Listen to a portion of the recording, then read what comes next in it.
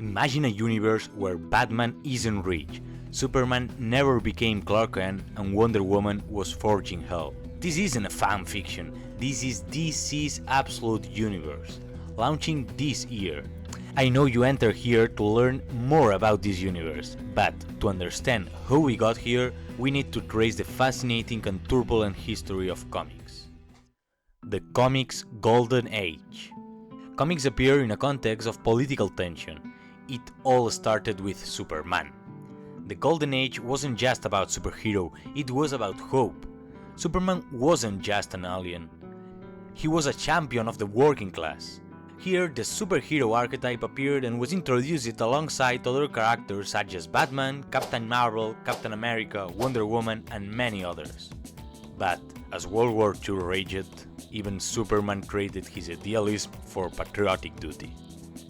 Patriotic heroes, with red, white and blue colors, became especially common among heroes.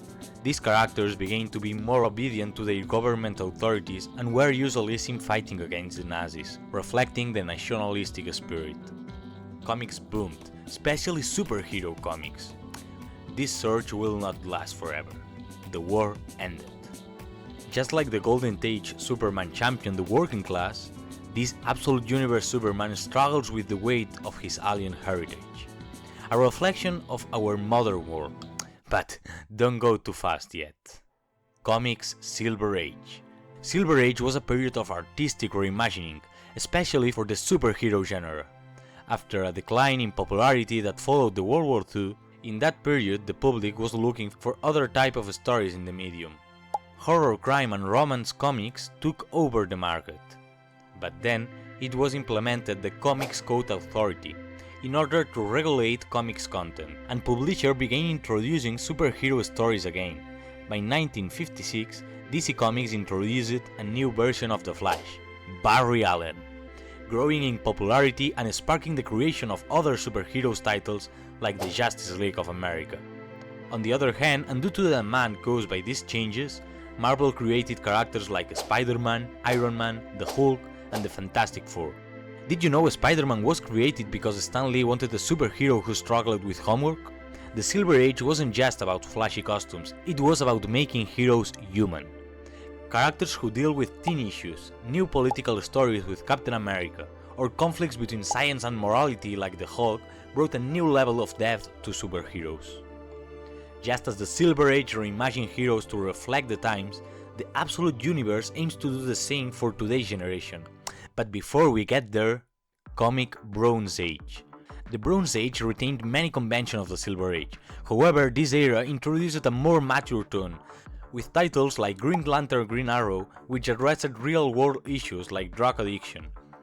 These darker plot elements and mature storylines related to social issues began to flourish during this period, prefiguring the later modern age of comic books.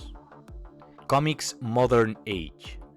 The modern age is usually referring to the periods beginning in the mid-80s and persisting until nowadays. This is the largest age and lots of people agree it's an arbitrary definition and it could be improved. Perhaps they are right. However, while the television became more widely accessible, some interesting things happened. Starting in the late 60s appeared the first comic book writers who were also comic book readers in their childhood. These writers have seen comics as a language, their literature, but they have grown, and they don't want to write child stories, but stories for grown-ups, such as them, talking about real-world problems the world is facing and the day-to-day problems they are facing themselves. Here we find authors like Frank Miller with Daredevil Born Again or The Dark Knight Returns, Alan Moore with Swamp Thing or Watchmen, or Grant Morrison with Arkham Asylum. These changes were about to revolutionize how comics were marketed. The edgy takes over the 80s. It's in the mid-80s where the comic book sales start to go down. Television was in most of the houses with child content at more hours in the day. At the same time, small stores start to be absorbed by big companies and large stores, making it less accessible to kids. Comics started having a more mature content. Here appeared the concept of graphic novel, which both Marvel and DC adopt in order to try to make comics seem more serious thing, so non-comic readers will start reading. The strategy worked so well, and with this new direction, another change appeared. In order to try to reach younger audience, In a world when the young generation was trying to rebuild and have its own identity, and grunge music was everywhere, every time comics were more obscure, getting into edgy. If you don't know, edgy is referring to something that tries to be obscure, mature or cruel in a cool and showy way. Say of a work that wants to be seen as different or obscure, but not for a narrative or communicative purpose, but just for aesthetic purpose. You might be thinking I'm getting off point, but wait a moment, I swear everything is related to what happened at this moment. Two main crises appear in the world of comics. There was an economic crisis. At this moment, with all these changes, comics were starting to gain more popularity, and some old issues were sold for big amounts of money, leading a lot of people to start buying comics for a speculative purpose. Publishers misinterpreted rising sales as if more people were reading comics, so Marvel and DC started to overproducing comics. But as more copies, less price. Speculators stopped buying, the bubble exploded and caused a market crash that culminated in Marvel's bankruptcy in 1996. At the same time, one of the problems that provoked the financial crisis was the continuity. More than 50 years of a story make it very difficult for new readers to enter into this overwhelming world. For understanding what was happening in the new comic of Supergirl, you may need to first have read several old arcs of the characters, part of the arc of a couple more characters, and the new arcs of the new series starting some characters appearing in the comics, and it was all a mess. And both Marvel and DC had to face this crisis, and did it in a slightly different way. For the economic part, Marvel started selling some IPs for movies of their more famous characters. Spider-Man to Sony, and X-Men and the Fantastic Four to Fox were some of the more known ones. And this led to a very successful movies with the increasing popularity of the well-known MCU, but this is a story for another video. While DC also made some move to expand into other media, but wasn't as in bad condition as Marvel was at the moment. But what both companies had to face at the same time was the continuity problem, and they focused it in two different ways. Both Marvel and DC had different comics apart from the continuity, but the main series needed to be organized in a way that let new readers enter in order to build a good base of consumers. DC decided to reuse the Crisis. In the 60s, they used the Crisis as a special event to make some characters from different universes meet. And in 85, they reused this approach in order to make a soft reboot or a total reboot, or as they named it, Rebirth, for the 50th anniversary of the company. This was a strategy they will continue to use in order to simplify the continuity by making reboots and soft reboots here and there. Marvel, on the other hand, take a totally different approach. They decided to start a new universe, one where no story was told before. They created the Ultimate Universe, starting with Ultimate Spider-Man with new refreshing stories of a young Peter Parker facing some teenage problems, different to how it was in the continuity where he was already older and had more grown-up problems. This fresh start had a very good reception, so Marvel decided to continue by remaking all the characters in the scope of that more modern and a bit darker universe. And what is the difference between this and the reboots made by DC? Well, the main difference is that the new Ultimate Universe wasn't there to replace the continuity of the 616. Marvel kept both New Ultimate Universe and the classic timeline running side by side, giving new readers a fresh start, while longtime fans could continue with the originals. And some freakies like us even buy both two comic series, making a big success in sales. A new universe, free of continuity for writers and readers to explore new stories. And comics have always evolved to reflect the times, and sometimes to fight for survival. This brings us to today, where DC's Absolute Universe is rewriting everything we know about their iconic heroes. In August 2024, DC announced a new initiative, DC All In, made so that everyone could enter to read comics. This new brand in the editorial was announced with different issues, beginning with Special Number 1. This follows the end of the Absolute Power event. In this Special Number 1 we had a 64 pages comic that was a flipbook, On one side, until the middle, we focus on Superman and the formation of a new Justice League. From the other side, until the middle, we focus on Darkseid.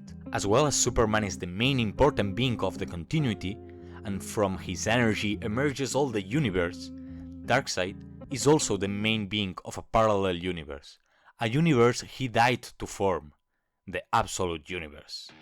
This new universe, born from Darkseid's dying energy, the Absolute Universe, is a world where heroes face more challenges, monstrous threats, and the crushing weight of fate. Picture this: a penniless Bruce Wayne, with a mercenary Alfred, Wonder Woman, not of Themyscira, but raised between the dangers of hell, and Superman, a stranger, never integrated into Earth, carrying the weight of his alien heritage. It was also announced that Snyder will be writing Absolute Batman, because this is the story but not the history. There's so much more happening behind the scenes. What was happening outside the pages of the comics is that DC was doing a similar thing like Marvel did in the 90s. Absolute Universe is the ultimate universe of DC. It's the same idea. The idea is to have both series at the same time in the comic stores. To have new readers entering these new stories.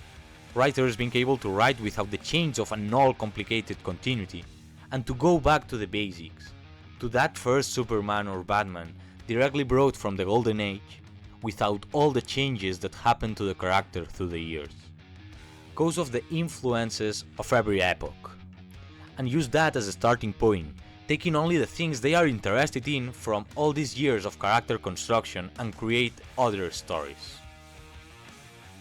With this, we get to October 2024, the first numbers. Absolute Batman. A broke Bruce Wayne, a mercenary Alfred, and an absolute big beast of Batman. An absolutely new take on the character. I personally loved it, and you can see my full review and a summary of the story in my video about it. But let me just say, it keeps all the base elements, but it also plays with the idea of what you know of the character and how to flip it around, so it breaks your brain. Absolute Wonder Woman. A new Wonder Woman, straight from hell. I want more of this character. What did the Amazons do to anger Zeus and Apollo? All the story is well explained in a review in its own video as well, and a lot more of the character will come. At least this is what I hope. Absolute Superman. A new Superman who, as far as we know, might not have used the name of Clark Kent ever. We see a soldier, Lois Lane, and a girl that left his planet when he was 8 years old instead of a baby. What happened with his parents? Where are the Kents? All these questions are raised in my Superman review as well. But this is not the end here, neither with these characters. What will be coming next? Well, we don't have too much information, but what we have been able to know is the following. Batman, Wonder Woman and Superman comics will be coming more or less once a month, at least for 4 more issues each. And there will be more, but no dates announced yet. Batman by Scott Snyder and Nick Dragotta. Wonder Woman by Kelly Thompson and Hayden Sherman. And Superman by Jason Aaron and Rafa Sandoval. Absolute Flash #1 will come in March 2025, writing Jeff Lemire and artist Nick Robles, as well as Absolute Green Lantern #1, coming 1 week after Flash, with Al Ewing writing it and Jano Lindsay as the artist. Also, an Absolute Martian Manhunter will be coming with no date at the moment. Will be written by Dennis Camp and artist Javier Rodriguez. 2 more series of the universe are already confirmed, with their writers determined. Chick Raisin writing one and Pornsang Pichaichtot the other, but no clue of what character they could be. Do you have any ideas? If so, leave it in the comments section below. Now you can understand where this universe comes from. You can see the possible influences this comic has had and what strategies DC is following. Personally, I'm excited to see where this universe will take us, and I hope you are as well. If you are ready to dive into this bold new universe, hit subscribe and let's explore the Absolute Universe together. Every twist, turn and new reveal. Stay tuned.